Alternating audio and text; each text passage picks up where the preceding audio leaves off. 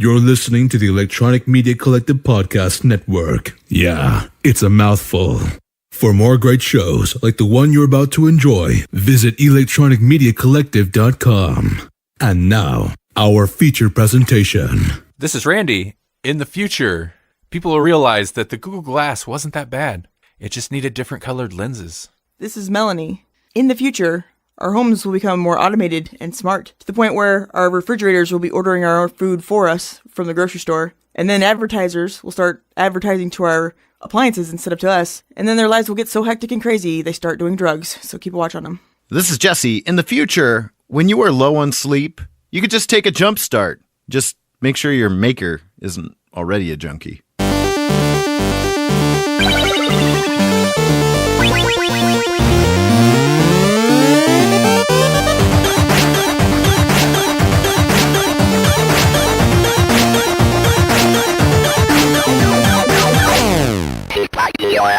Welcome to the Grawlix podcast. This is episode number 67. Woo!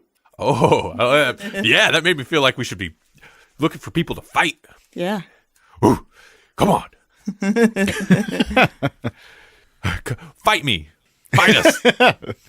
Was that But meme, not really. That meme changed my mind, that whole thing? Like, that only fight me. Have you seen that? Yeah. Where it's like a guy at a desk and it's like, that's just Yes. like your opinion, man. Changed my mind. Yeah. This episode, we won't fight you. We swear. No. Nope. But we know somebody who would. We're going to read a book he would- about this person. He would fight you. Oh, yeah. He'd fight you all day long. Yep. We're going to talk about our pull list pick of the month, which was Transmetropolitan. Surprisingly long time for us to get there on that show. Yeah. That's a major book. We are going to pick next month's pull list pick. I don't think I've even taken Transmetropolitan off the list yet. It's probably still on there. Oh, well. Hope we didn't steal any votes. We're about to find out. No, it's still on there, yeah. Okay. My bad. Is it still leading? Yeah, Probably it's still should. leading, so that's good, right? That takes it out of the running. Yeah. What's bad about that is if people have been voting for it instead of breaking up I the know, three-way I know. tie. Oh, no. Oh, I've been so distracted that I forgot. Well, let's wait until later and then we'll check it. But first, in-house news. That sounds very, very superhero-y. Meanwhile, In in-house news. Oh, wow. Oh, wow. in the halls of Grawlix. Beep, beep, beep, beep, beep, beep, beep, beep, beep, beep. Looking down on the city from above. Oh, that was pretty. Looking down on the city from above. No, I lost it. The meanwhile is the only one. Meanwhile, God, if we could all just do that the whole episode, it'd be amazing. I can't do Oh, that. man. Try. I want to hear your meanwhile, Melanie. Meanwhile, No, come on. I can't do it. You can do a voice. Meanwhile, Mine's not a human voice. it doesn't have to be human. I can't do it now. Okay, I'm sorry. Too much pressure. now you're on the spot. Then sing Under Pressure. Under pressure. Ding, ding, ding, ding, ding. Okay. Are you sure that wasn't Vanilla Ice? Yes. Okay, so Yeah, I said under pressure. That's how you know. oh, That's how you know. but I heard yeah. it go ding and not ding. Ding, ding, ding, ding, a ding, ding. Yeah, Instead of ding, ding, ding, ding, ding, ding, ding. yeah. What the hell are you talking about? Wait, what? That's what everybody asked Vanilla Ice. That's what people wanted to know back in the 90s. It's the same. Yeah, because sampling was still like a thing that people didn't understand yet. Or late 80s. It was that 89 or is that 90 already? Doesn't matter. Nope. Yeah. So in-house news. By the time this episode goes up, the Grawlix website should be all new, all fancy. Woo. Okay. So if you haven't been there or you haven't been there in a while, you should check it out. You can now browse by the comic books that we talk about. So there's for example, anytime you go to an episode page, it'll list on the sidebar, or if you're on mobile, it'll be below the post of what comics we mention, or at least the major comics that we talk about. You can also browse the comics like archive and be like, hey, that comic, I like that comic. Click on it, and it'll tell you what episodes or like maybe reviews or whatever we have discussed that in, and you can go right to the post And then, yeah, with a link. with the link. Yep. Same with movies. I've implemented that with movies as well. Wow. Even with our like video posts. So if people want to know about Igniferous Tales from Firestorm #2. Yes. Oh yeah. Oh man. You got to hear that one. Exactly. So if you see That cover. Firestorm Oh, boy. issue #2 in there, you click on it. It'll tell you we talk about it in this video. We over do. here. Yeah. All of it. It's site wide. There might be a couple that Oh, I man. need to tag still, but yeah. Also, a similar type thing for guests. Obviously, we have less guests than we talk about comics or movies, but guests as well. And then there's some other cool features. Grawlix Cinematic Universe has its own page, which is not necessary, but it looks nice. Right, yeah. And I think it'll be a much smoother surfing experience, particularly if you're on mobile, because the website as it is now does not reformat nicely for mobile. Like I was we were just looking up the poll list stuff, and the poll list poll itself doesn't appear on the homepage, even though it should. And so on the new website, it will. Yay. So you could be listening to this podcast about the poll list, hear us talk about it, and go, hey, I want to vote on the poll list or add something to the poll list, and you can do it on your phone. You won't even have to, actually, I don't think you'll even have to leave the page that you're listening to this episode on. If you're not on your, if you're on your phone, just scroll down. It'll tell you that this episode we're talking about Transmetropolitan. Below that, you can sign up for our newsletter. You should. All right. Don't worry, we don't spam you. In fact, I don't think I've sent out a newsletter in a year. But you should still sign up. Scroll down past that, and there's the poll list. Yes. Yeah, right there. Every page, pretty much. Will be. Yeah. Okay. And that's it. And eventually I'll stop mentioning this in in-house news, but it's still kind of new. The Grawlix Cinematic Universe, episode #2 just dropped a week ago, if you're listening to this episode as it comes out, in which we discussed Flash Gordon and Highlander. Ooh. Oh, man. So that's got to be quite the universe. Yes, it is. If you see episode 1, Jasper very much took point on creating the Baywatch Knight Rider Cineverse. Cinematic Universe. Episode 2, the Highlander Flash Gordon, that's my baby. Yeah. So swords and silver panties. Ooh. Oh yeah, all the chrome. Sounds just so manly. Swords and silver panties. Yep. I feel like there might be some Queen influence in this universe. Oh yeah. Anyhow, then let's continue to the poll list. The poll list, Melanie. What's that? That's the list that we poll our readers with on which books we should read, and then they vote. The one with the highest votes we read that month for the following episode. Yeah, that's good. Thank you. You're right. That's exactly what it is. Yeah. And so Jesse, what is the winner? What is the winner this month? What are we going to be talking about next month? Well, a winner is Alias Jessica Jones with 22% of the votes. Woo! Ooh, that's such a low number. There is still a DC book on the poll list. It's incredible, ladies and gentlemen. We haven't gone all Marvel yet. No, we're not entirely Marvel yet. Mm-hmm. We're getting there. Thank you, Matt D, for trying to mix it up for us by adding Civil War and Secret Empire. Yeah. Which he didn't actually do. No, but he Marvel didn't. Civil War is on there. It's been on there for a while. Yeah. At the bottom of the list where it belongs. No, I'm kidding. I'm kidding. We'll get to actually, House of M is below that, which I feel that's appropriate. Just a little below that, yeah. All right, so we will be discussing some Alias, some Jessica Jones next month. But what about this episode? What are we talking about this episode? This episode, we're talking about one of the greatest comic books ever. Yeah? No, I don't know. I mean, I like it a lot, though. Transmetropolitan. Transmetropolitan. Yeah, it makes me feel like Hunter S. Thompson in a comic book in the future. Yeah, very much. I would agree there you with go. that. Yeah. Yep. There's no talk of giblets that I'm aware, but Accusatory giblets. Yep. Transmetropolitan, according to Wikipedia, is a cyberpunk transhumanist comic book series written by Warren Ellis and co-created and designed by Derek Robertson. Published by DC, it ran from 1997 to 2002. It was originally part of the short-lived DC Comics imprint Helix, but upon the end of the book's first year, the series was moved to Vertigo, and DC shut down the Helix imprint. Right. This has Vertigo written all over it, literally. Yeah. It's right up there in the corner. Huh. Yeah, so we read Volume 1, the trade paperback, which is we read the first 6 issues of Transmetropolitan. Mm-hmm. But there's more. And, disclaimer, it is suggested for mature readers. Big time. Big time. Yeah. There's Language. the language.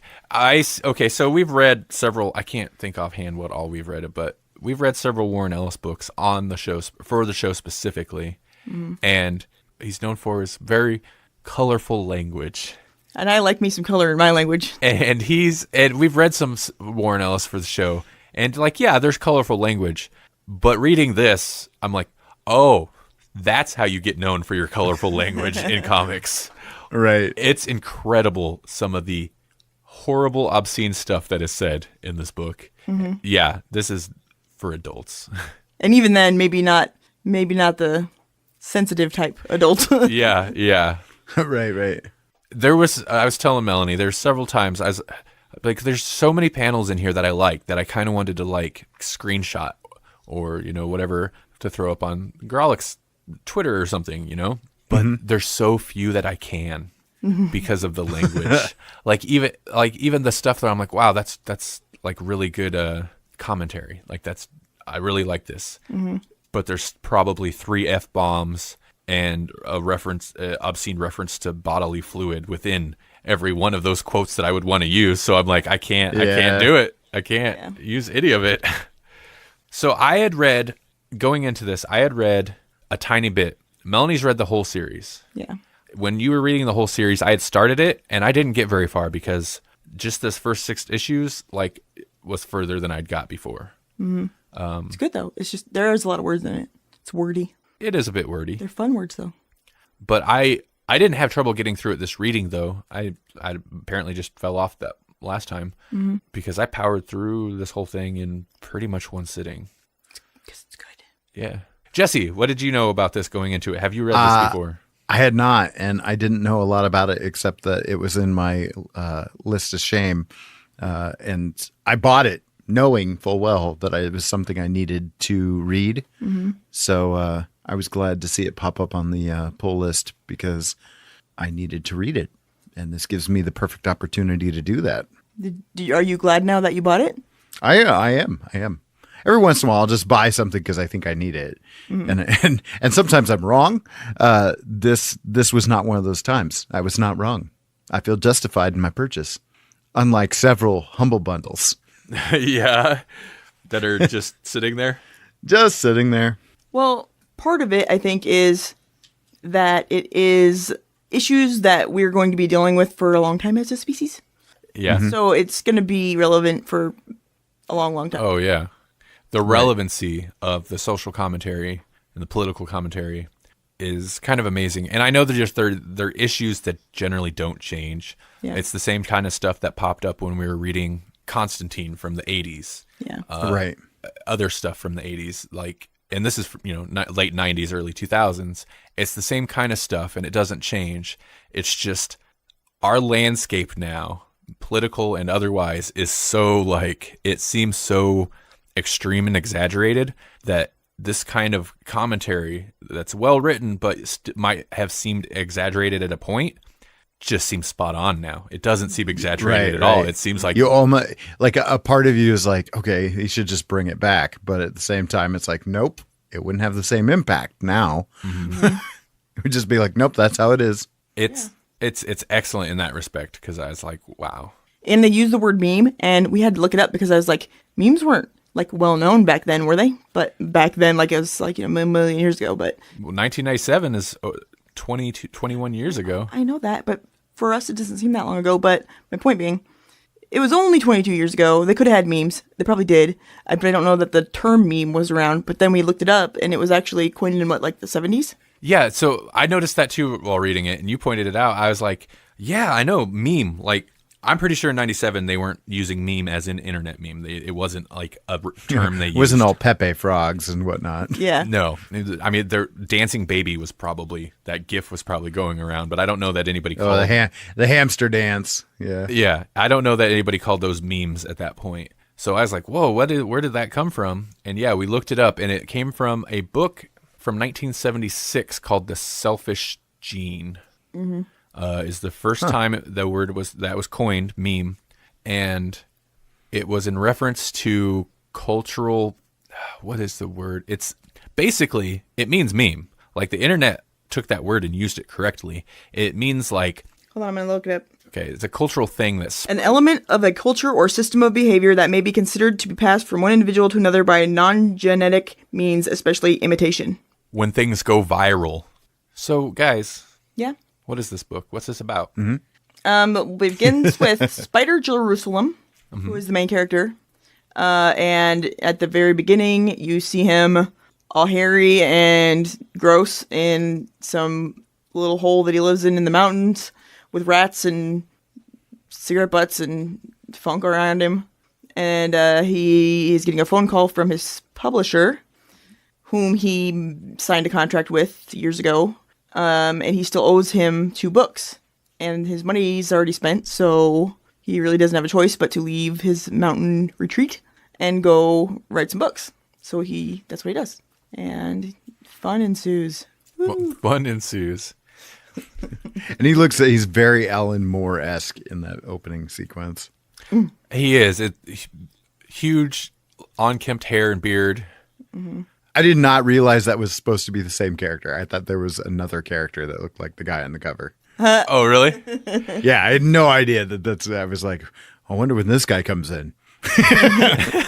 No, yeah, he does look wildly different, because when he does finally get into the city and he gets an apartment and he goes to the shower or whatever, it like seems like it just burned all the hair and dirt off of him. So he ends up this little skinny bald guy. This book is basically, this is what Milk and Cheese would be like if Milk and Cheese were actually Alan Moore and Grant Morrison sharing the same body. I think you're right.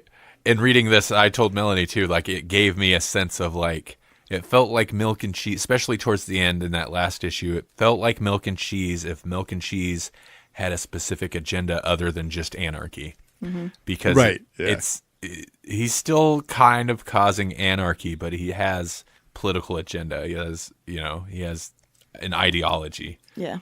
So yeah, he's a writer. He comes down. He has to go back to the city, which he hasn't been in 5 years, to write these books that he's contractually obligated, and he needs money. I like that he pays this when he gets there.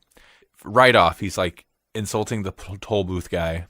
And he pays him with a $5 bill that says "buy more bullets" written on it and a dead mouse. I was like, wow. Yes. Also, the world in which this book takes place is insane. It's the future, and and you can tell everything's very futuristic and strange. And when he leaves the mountain village, he stops at the bar. There's like a bar at the bottom of the mountain. And he's like, 5 years, and the only human contact I've had are the people in this bar. I hate them all. And he like pulls out a rocket launcher, blows up the bar, and then continues on his way. So if that's like a good indication of like just random insanity that happens, that seems to kind of be okay, because he assaults people. He's pulling guns on people. He shoots the president with a bowel disruptor. I mean, yeah. Yes. Yeah. When he also he's like, what a great bar. He's like, I hate everyone in it. Yeah. And then blows it up with that rocket launcher that says "eat me." And there's there's good little details, because as he's driving to the city, he's kind of going on this like, he's got it recorded. He's recording it, but he's like going on this little, what's the word, like a diatribe or whatever. He's this monologue he's recording. Yeah. And at one point he says something about it being cold because the passenger window of his car was busted out by a rocket launcher mishandling or something like that. And I'm like, there's no indication that happened, and he doesn't refer to it as like, when I just used that rocket launcher, it was just like offhanded, like, Yeah, mishandling of a rocket or a rocket launcher miscalculation caused the passenger window to be out, so it's cold. I don't know. It was so great. Just this little throwaway line referencing this.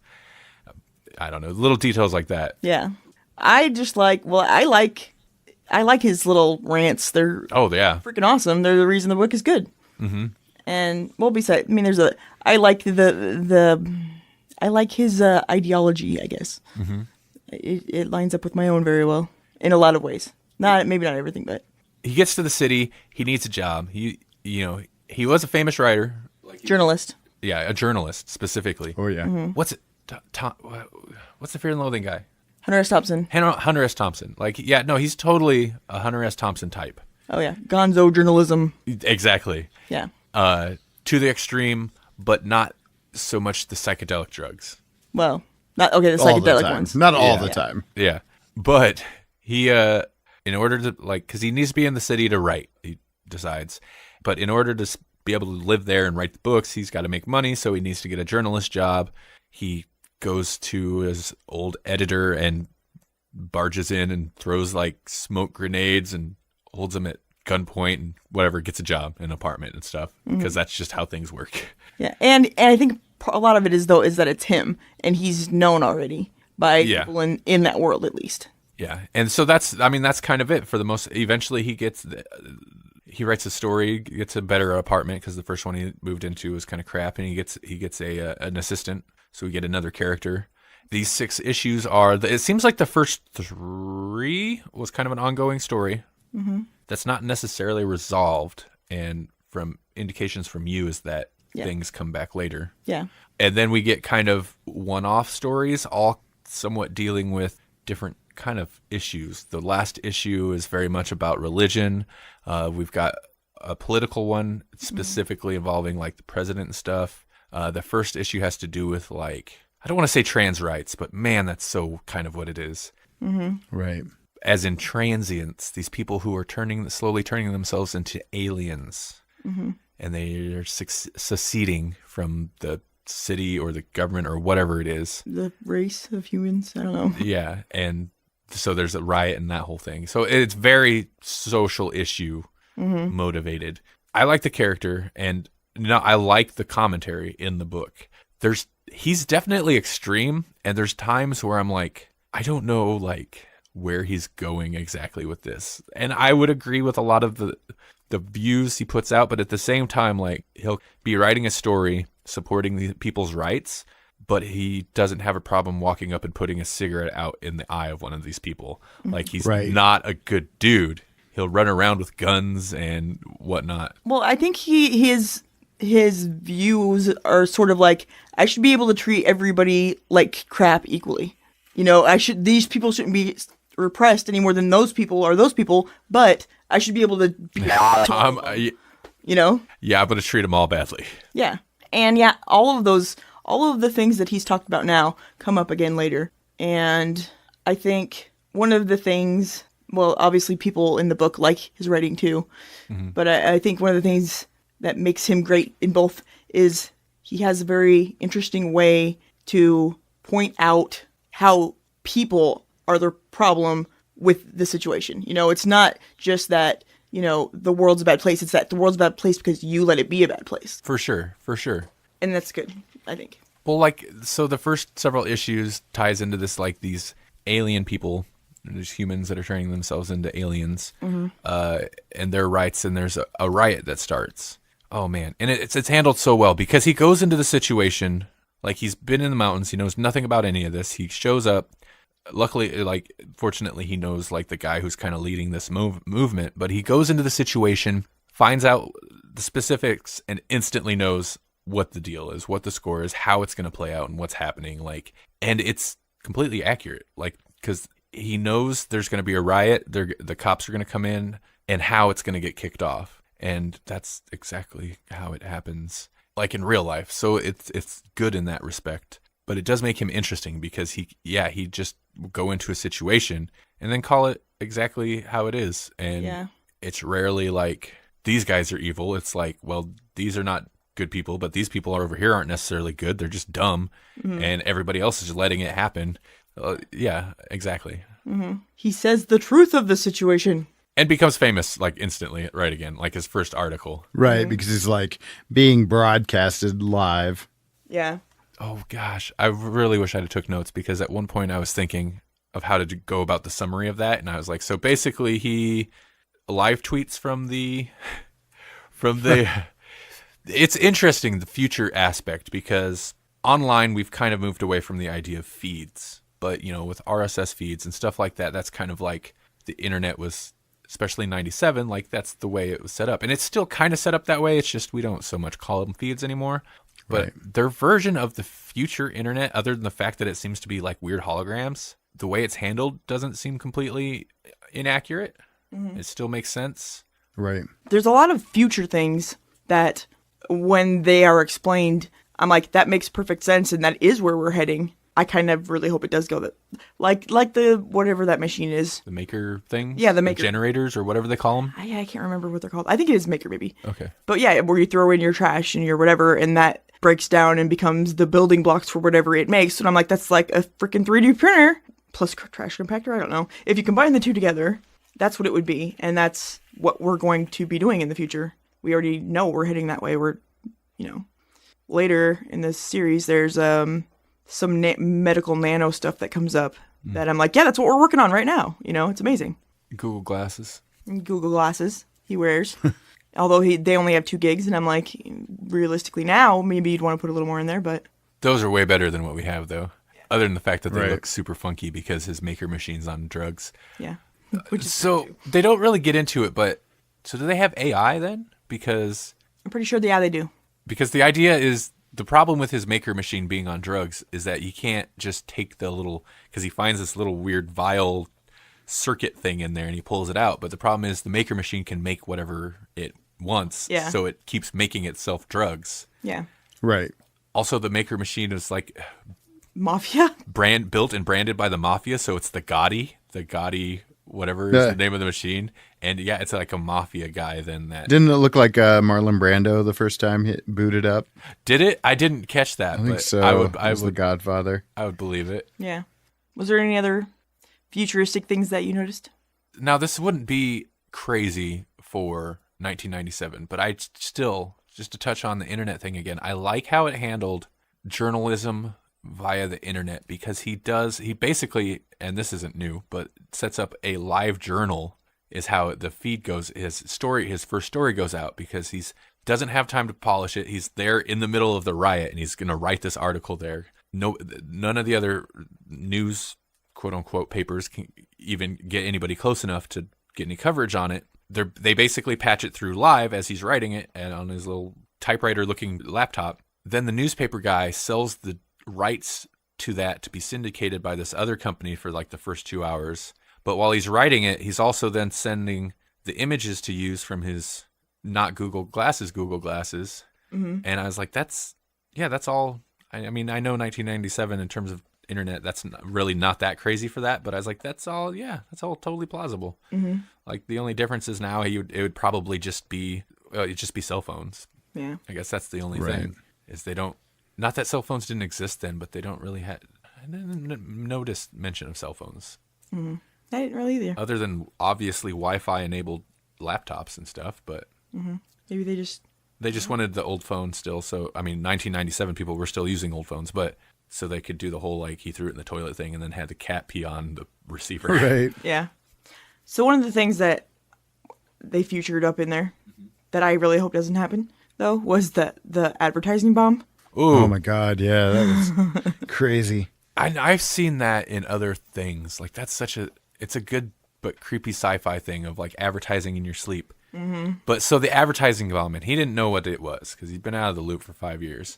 Is if you're watching TV, there's an episode about TV. Mm-hmm. But if you're watching or an issue about TV, and at least they give you a warning. Yeah. But what did they say? Something like a compressed advertisement block or something, and it's just like this boom flash. And it hits you, and then when you go to sleep, it then plays all these commercials in your dreams. Yeah. I think pretty much the whole time you're asleep. Yeah. Which is horrible. It's like a nightmare. And she tries to talk him out of going to sleep. Like you should take a jump start. And he's like, I quit jump starts and you should have some coffee. Don't go to sleep. And she tries to warn him. Yeah. I would imagine it can't be restful at all. But I don't want it to happen, but I can imagine it becoming a reality at some point. That would suck. Well, this is off topic, but people have talked a lot about that show, Black Mirror. And I've only watched 2 episodes. I couldn't get past the one. Yeah, well, that's embarrassing. It's an embarrassing episode. It's horrible. Yeah. It's like my nightmares. Ugh. The second episode is still pretty embarrassing, too. Not as bad, but in it, these people, the main character lives in this place. It's basically like apartment building, so you just have one room, but all 4 walls are screens. And you can play games or whatever, watch TV, but like all you have in there is a bed and these screens. And advertisements come up, like on your phone, when you're visiting a website or whatever, that you can't skip. But you also can't look away. Like if you look away, it'll pause the advertisement. It's like you have to watch this advertisement. Oh, man. You have to watch this advertisement, and it'll just annoy you. And Right. at one point, like when he's finally losing it, there's an ad going on that he doesn't want to watch. And it's messed up. It's a whole messed up situation. And especially that ad specifically is relevant to him. So he goes to leave, and it's like a swipe the screen on the door to open, and it won't unlock until after he's watched the ad. So then he loses it. But I'm like, that's so dead on. It's kind of bothersome because I hate those ads that you can't skip. And Or you can't like open another tab and do something else because it will automatically pause if you're not actively on that tab. And your phone already has on my phone, I can turn on a feature to where it knows when I'm looking at it. So it's always watching me and knows when I'm looking at it. So Why do you have that on there? I don't have it enabled, but it's there. You can. And the idea is like, you don't have to push the button to turn the screen on, I guess. It's just, it knows when you're looking, so it turns the screen on, or if you look away, it turns it off. So the technology's there. And yeah, that was something from that episode. It only marginally ties into what we're talking about, but that really stuck with me. And I'm like, Ads are horrible. I don't like them. Nobody likes them. Nobody likes them. And they're too invasive, and they are like shove themselves on you. You know, why don't you wait till I need to buy something and then I'm looking for it, then show me ads of all these things that maybe I might want to buy now, instead of all the freaking time. Oh my God! So close! He kicked out! He kicked out! He kicked out! Tune in to The Kickouts, your weekly pro wrestling guides, right here on the Electric Media Collective Podcast Network. Covering all the latest news, results, previews, rumors, and more from the world of professional wrestling, as well as covering the wrestling scene right here in Ireland. I am 100% going to put an ad in this episode right after you say that. I'm going to put a promo or something for a show right there. It's going to be, oh God, that's so funny. I can't wait. But no, I get it. I agree. I think, I know like websites do the thing now where if you have ad blocker, and I'm sorry, yeah, I do have ad blocker installed. Mm-hmm. Me too. You have to, or you can't function. Right. But they'll do the thing where you can't read it. You can't read the site. Then you know what I do? I shut it off and I say, okay, that's fine. I navigate away. Like I understand you need to make money. We have ads on the Grawlix site, but I try not to make them intrusive. There's nothing ever going to pop up at you because I hate pop-ups. Yeah. Hate them with a passion. I hate ones that are like, disable the site until you whitelist it on your ad blocker. Nope. Guess what? I'm going to blacklist your site. So yeah. Right. You have your ad. I get it. Don't be forceful about it. Exactly. If you are going to be that firm about it, you don't want me to read the site. If I'm not going to view your ad, then guess what? I'm not going to read your site. Yeah. Right. Exactly. And it ties into that idea of why it's so bothersome of like, you have to watch this. No, I don't. Yeah. Don't tell me when I have to do more bad word. And I don't have to, so then I don't have to experience your product. That's fine. Yeah. But we're stubborn type people. And if you're moderate with your ads, it's fine. Like, I don't mind podcasts. I listen to lots of podcasts, work on podcasts all the time. I don't mind. Right. I understand. I get it. Like, I get it. We make no money off this show. It'd be nice to. So I understand. But don't spend the first 5+ minutes of your podcast advertising stuff at me. Yeah. No, that's too much. Don't do Big it. time. Oh, yeah. Don't do it. Or don't interrupt the podcast 3 times in like a 15-minute podcast. Don't do that either. Like, come on. Black tapes. I mean, I stopped listening to them because it's like, oh, and at first they seemed like they were kind of organic ads like they tied in. They don't anymore. They stopped tying in a long time ago. If you can do it cleverly, that's fine. I don't Right. really listen to podcasts, so I don't know. And it's not just ours. I don't listen to any of them. But I, I guess I don't really watch TV anymore either. But mostly it's either articles that I'm reading online or like games or something. But I'm much more likely to pay attention to some crap that's just sitting on the side and not bothering me and be like, oh, what is that? That's interesting. Then the thing that pops up in my face, I won't look at it all.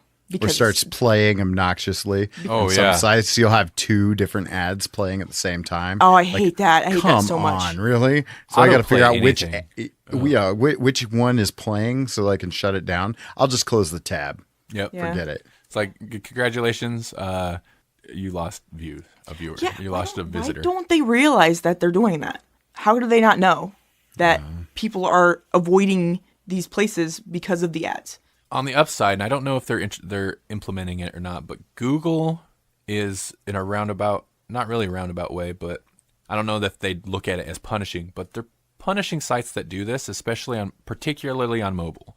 Because a lot of times if you get one of those big pop-ups or one of those big cover your screen pop-ups on a phone, it's harder to exit out of there without accidentally clicking on it or whatever, or even figuring out how to exit out because the X is just off your screen. So they kind of penalize sites by giving them a lower ranking if their index crawler or whatever it is finds that their site does that. And I'm all for that. I think it's crappy.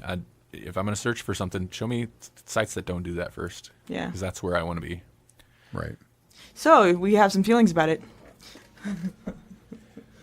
Now, if a website suddenly gave me a commercial, an advertisement bomb, I'd be very upset too, and I would never go to that website again. No. Right. I would maybe not use the internet.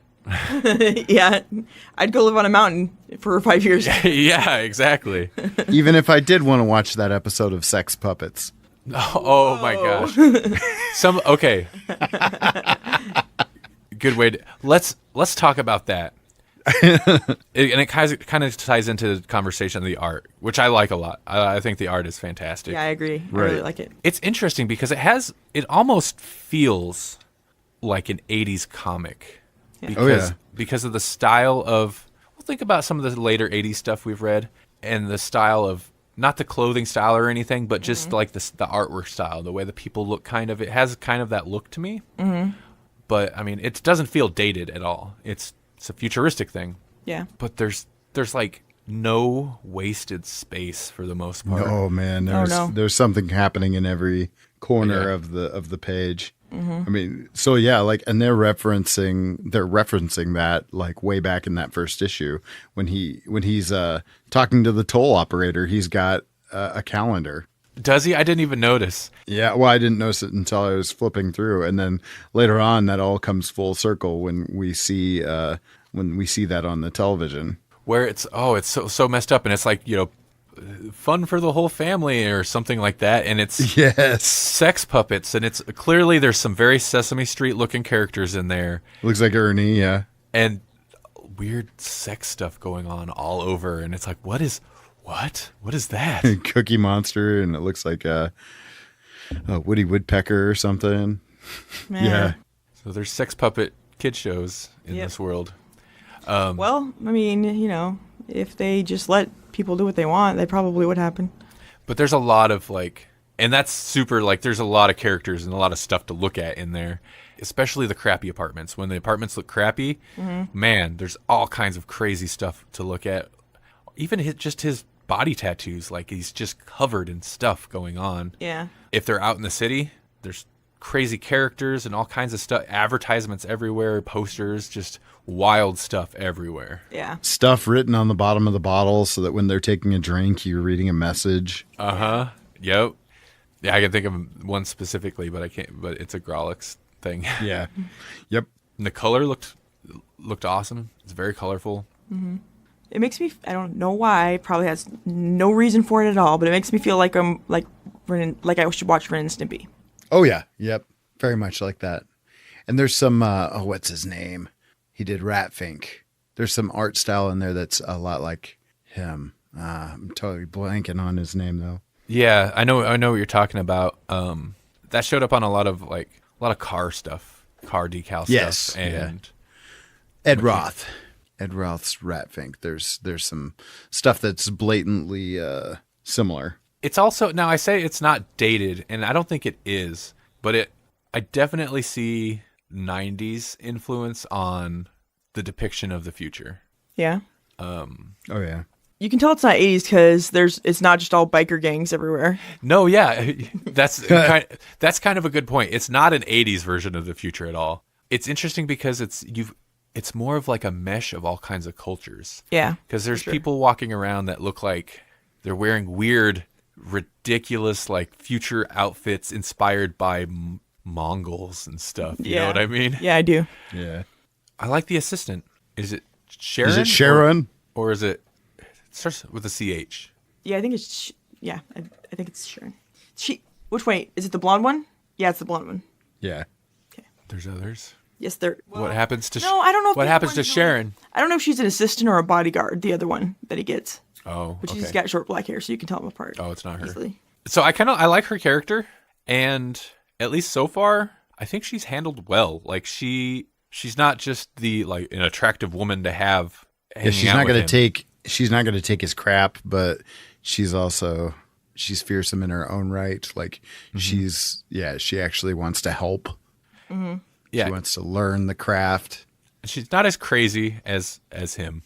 Obviously, Right. She's more sane. Yeah, she's tough, and she'll give him crap back. She doesn't take crap off of him, and I like that she establishes that right away. Mm-hmm. I like the bit about the meat gun, where he's talking about he's talking about basically using his journalism to whatever and point out the hypocrisy and this and that and find the criminal wrongdoing and this and that, and it's like blowing the kneecap off the world with his meat gun. And she's like, meat gun, huh? So what do I have, like ovaries of doom or attack ovaries? That's what it was. Right. Attack womb or something. Attack womb. Yeah, and there's a couple callbacks to that. So I don't know. I just appreciate that she doesn't feel like just some bimbo in there. Mm-hmm. She actually is written like strong, independent woman. No, a strong, sensible female. Like Yeah. But I like her boyfriend stuff. That makes her seem weaker to me. But Wait, you do like it or don't like it? I don't like it. Okay. But through the rest of the series, also her and the other one that they come, I don't know when she comes along, but they both kind of progress and they like find their own niche in whatever, and then they're like, okay, well, even without you, we'll be good because we know that this is what we can do, and we can do it forever. Okay, interesting. Thing.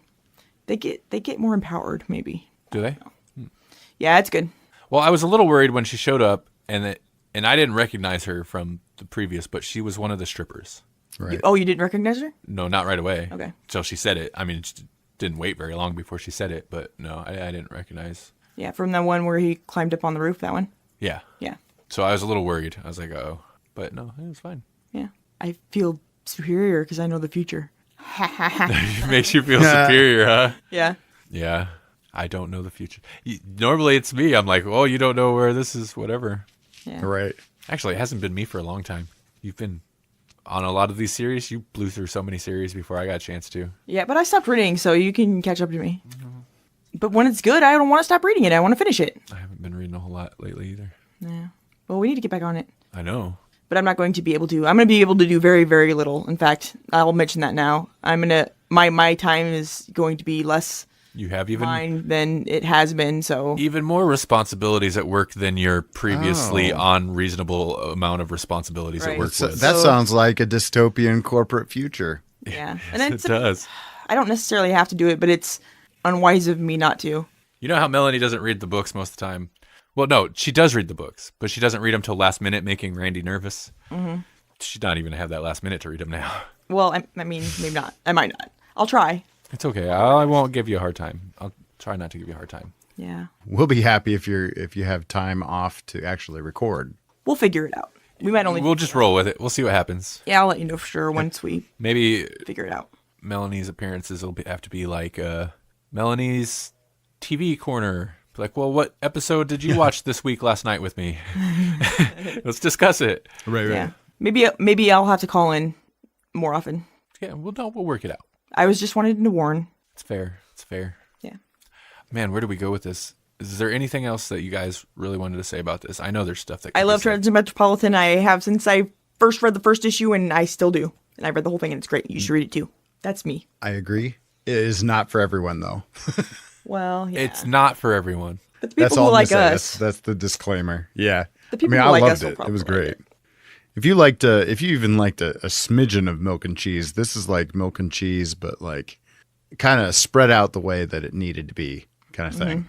Like Milk and Cheese is what it is, and we read a whole volume of it, and that was a little rough. This was not. This was not rough because this was meant to be devoured in a volume, I think, I agree. or closer to a volume. Yeah, I kind of actually liked the ongoing issues, and I know like there's ongoing arcs and stuff. And I didn't mind the one-off, the Milk and Cheese territory, but I kind of enjoyed the ongoing story more. If you And I would look forward to it getting to more of that if I reading further into the series. if you did read it further into the series, I think it would be one of those things where you would have to refer back and be like, wait a minute, is this that? And you'd have to go check, because I recall having to do that a couple of times myself. I like that though. Yeah, that's cool. There's probably a lot I didn't even catch, but That's kind of what I liked. What I like about like Invincible, a series like that, where it'll go off on these little tangents, and then like out of nowhere, this character or this storyline comes back up from like 30 issues before. yeah. So that's cool. I like that. And I don't mind, like, it feels like episodic TV, not episodic. It feels like TV series now, or like when me and Jesse had that like Buffy discussion a while back, where it's the structuring is like you get a couple like one-off quote unquote episodes, but there's the overarching plot lines and the characters that keep coming back and stuff like that. It feels like it's structured kind of like that, and I enjoy that. Right. Yeah, I loved it. I was loving it reading through it. I like the dialogue a lot. The language. Yeah, this is not for everybody, because it's not just he drops some F-bombs here or there. Oh man, no. They say some foul things like Things about your mom and dogs and dog corpses and Ugh. which sounds weird because it is, but it didn't feel. I mean, some of it felt unnecessary because it's like, well, okay, wow, you're just wow. But it didn't feel like juvenile necessarily, or like it was trying too hard. It felt like somebody who had a good grasp on this kind of language and was just having fun writing obscene insult poetry. Like it just, because it just flowed. And there were a few things where I was like, oh my God, like I would have never, occurred to me to say that. Like if somebody had said that to you in a conversation, you would have stopped what you're doing and probably had your mouth agape for a second. Oh yeah, to let your brain catch up with what just happened. And I was was like a verbal assault. Yeah, it was like a verbal assault. And even if they were using it as an insult to me, I think I'd probably be stunned for a clap. second. Yeah, I wouldn't even been mad. I'd have been like, you know what, you win. That was amazing. Yeah. Right. I liked his confrontation with the president in the bathroom. I thought that was good.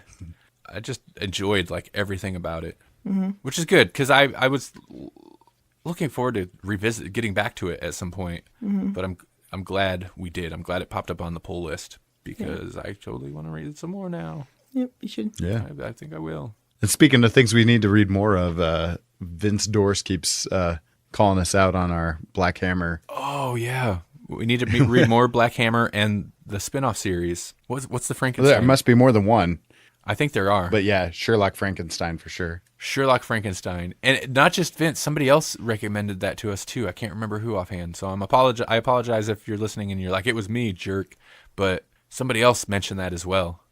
So definitely have to check that out. Yep, someday.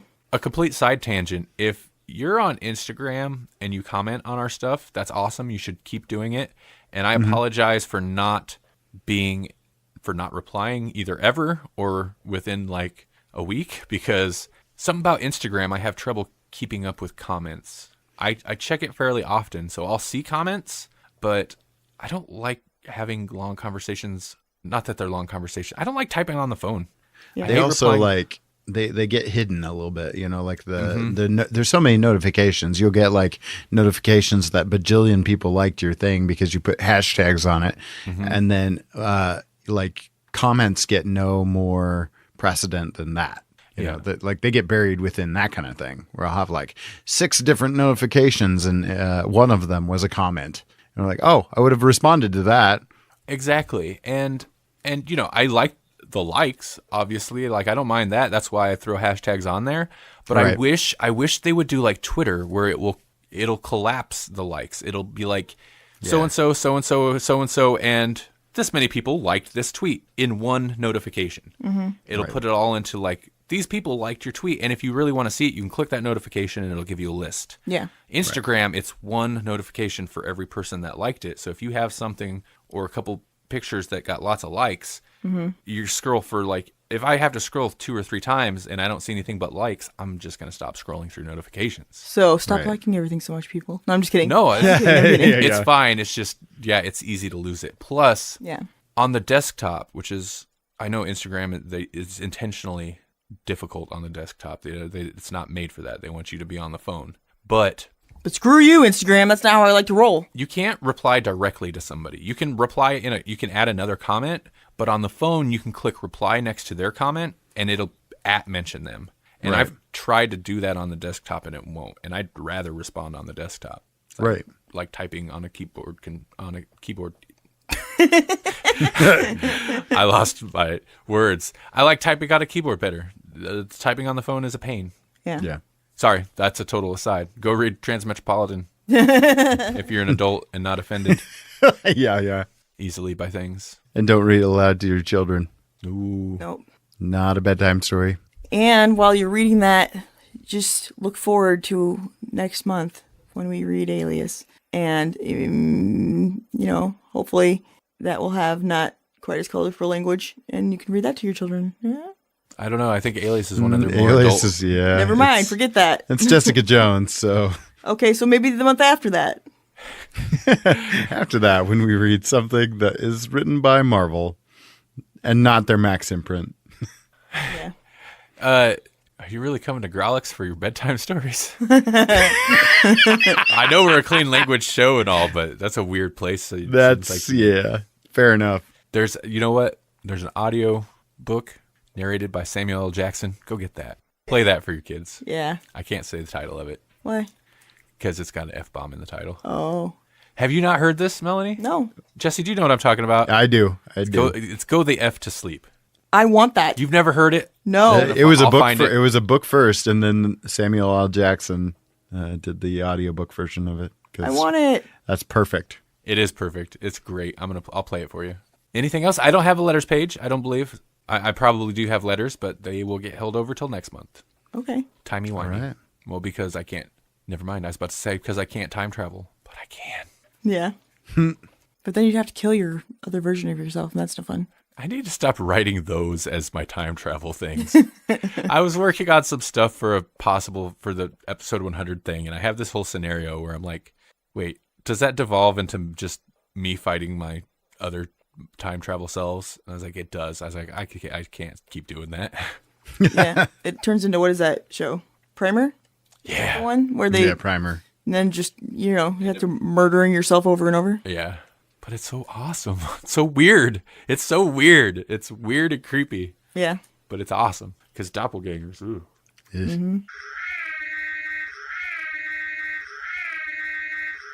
Are you haunted by shadow people in the middle of the night? Do you secretly love all things creepy and spooky, enjoying ghost stories and horror fiction from the best storytellers? Do you have a true ghost experience you want to share, but no one will believe you? If yes, listen to the professionals on What Are You Afraid Of? Horror Paranormal Show Friday nights at 9 p.m. on Para X Radio and at www.whatareyouafraidofpodcast.com. What are you afraid of on Para X? Our creepy and demented hosts are on call to provide you with all your spooky needs with true ghost stories, interviews, indie music, and new horror fiction. We are ready to scare you. Para X. This has been Randy. Look, Grawlix, look. I'm not going to pretend like I know anything, okay, about paradoxes, or what follows them. And honestly, I really don't believe in any of that group anyway. You know, kill your mom before you're born, whatever. It must work itself out somehow. This is Jesse. I'm sorry I ruined your lives. And Grawlix 11 cookies in the VCR. This is Melanie. You can put a Grawlix in an oven, but that don't make a biscuit.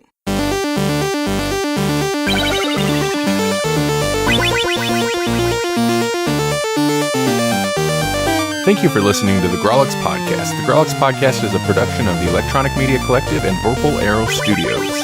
For more Grawlix Podcast, visit grawlixpodcast.com.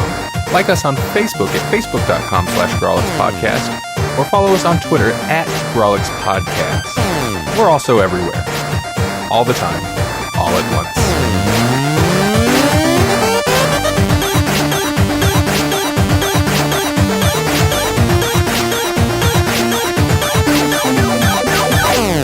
Hey there, YouTube. YouTube?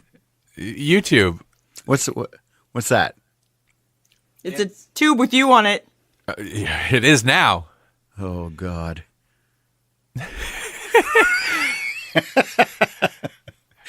So if you were on a tube where people could come and view you, even if it was cartoon you, like this probably is right now, right? What would you tell those people to like let them know why they should stick around and watch more of you? Because we have a lot of us on here. Fortunately, we like to talk about other things than just us sometimes. Pretty much everything. It is a lot of everything, but mostly it's like comic books or movies or TV shows.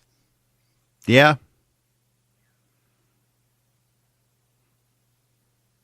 That might be legitimately the most real awkward thing.